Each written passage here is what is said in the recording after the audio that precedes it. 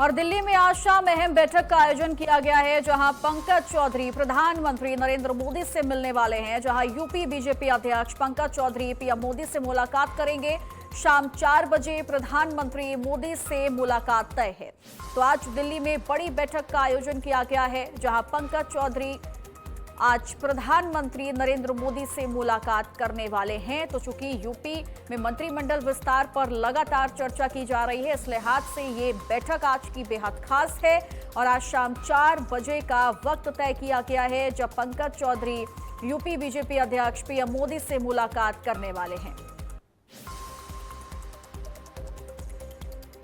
तो शाम 4 बजे प्रधानमंत्री मोदी से मुलाकात तय है और इस बैठक में कई अहम निर्णय लिए जा सकते हैं और कई अहम मुद्दों पर चर्चा भी हो सकती है।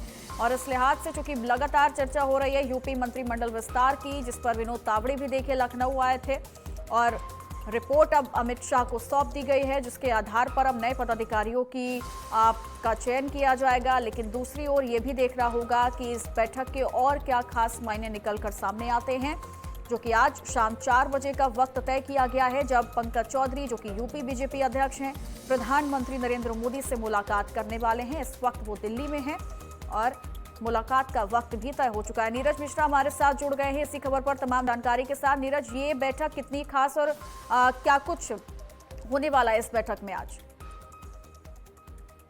बिल्कुल चित्रा, देखिए बहुत ही बेहद अहम खास बैठक है और प्रधानमंत्री की मुलाकात पंकज चौधरी उत्तर प्रदेश के प्रदेश अध्यक्ष भारतीय जनता पार्टी की, इनसे होने वाली है। अभी कुछ दिन पहले विनोद तावड़े भी यहाँ पर आए थे, तमाम चीज़ों का उन्होंने मंथन किया था और 1 to 1 तमाम जो मंत्री हैं और तमाम संगठन के लोग हैं उनसे मिला है। क्योंकि उत्तर प्रदेश में 2027 का चुनाव की तैयारी भारतीय जनता पार्टी जुट गई है और उसमें अभी संगठन में तमाम जो ऐसे लोग हैं जो पहले काफ़ी दिनों से जमे हुए हैं, तो उनके लिए फीडबैक और आने वाले समय में संगठन को किस तरह से नए तरीके से नए लोगों की उसमें एंट्री कराई जाए। और साथ ही साथ मंत्रिमंडल विस्तार जो कि बहुत महत्वपूर्ण है, उसमें अभी कई पद खाली हैं, क्योंकि 2 मंत्री जो यहाँ पर उत्तर प्रदेश में थे वो सांसद बन के दिल्ली चले गए हैं, तो वो पद खाली है, पीडब्ल्यूडी मंत्रालय खाली है। तो अभी यहाँ पर किस तरह से सामंजस्य बैठाला जाए, किस तरह से भारतीय जनता पार्टी के जो नेता हैं, जो कार्यकर्ता हैं, उनको संगठन में, सरकार में, निगम में,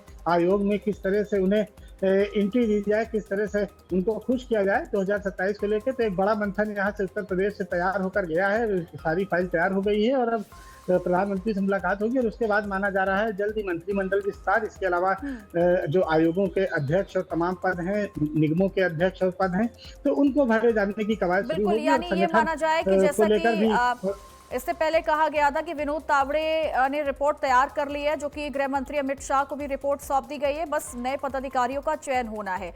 लेकिन आज पंकज चौधरी का प्रधानमंत्री नरेंद्र मोदी से मुलाकात करना, क्या ये माना जाए कि बस अंतिम मुहर लगानी है और उसके बाद सारी चीजें सामने आ जाएंगी? बिल्कुल चित्रा, ये अंतिम मुहर ही लगेगी, क्योंकि तमाम जो राउंड में बातें तमाम बड़े नेताओं से पहले से ही हो गई हैं और आज की मुलाकात इसीलिए बेहद महत्वपूर्ण है कि प्रदेश अध्यक्ष जो फाइल लेकर गए हैं और इससे पहले भी वो फाइल लेकर दिल्ली गए थे और सब कुछ अब तय हो गया है, बस अब घोषणा होनी बाकी है चित्रा। ठीक है, लेकिन अगर देखा जाए मंत्रिमंडल विस्तार को लेकर क्या कोई इनपुट अभी तक सामने आए हैं? क्या कुछ बदलाव हो सकता है? क्या कुछ फेरबदल किए जा सकते हैं 2027 के चुनाव को देखते हुए?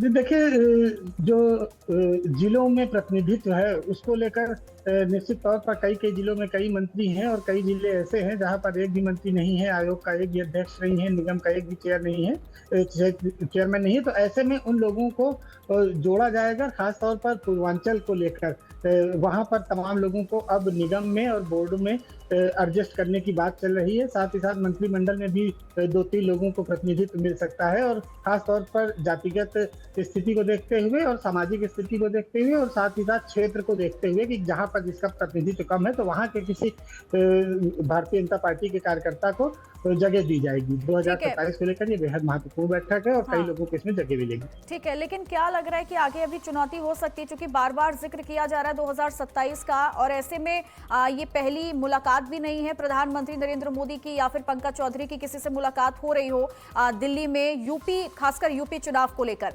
ऐसे में कई लोगों का ये भी कहना है कि आगे इतनी तमाम चुनौतियां हैं पिछले चुनाव को देखते हुए, और यही वजह है कि भारतीय जनता पार्टी इस बार कोई भी लापरवाही या चूक नहीं करना चाहती, इसलिए फूंक फूंक कर कदम इस बार रखे जा रहे हैं। क्या ये माना जाए, ऐसा भी है?